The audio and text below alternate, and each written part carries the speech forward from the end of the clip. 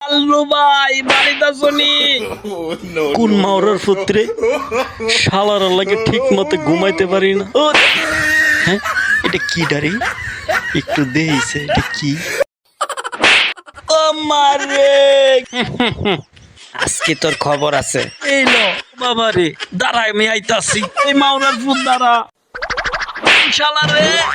এ বাবা রে, লাল্লু বালা সুন্দর আমার মুখ কেন লাতু এইভাবে দৌড়াচ্ছে কেন?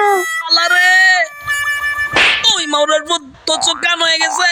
এই লাতু এইদিকে আয়, তাড়াতাড়ি এটার আড়ালে লুকায় পড়।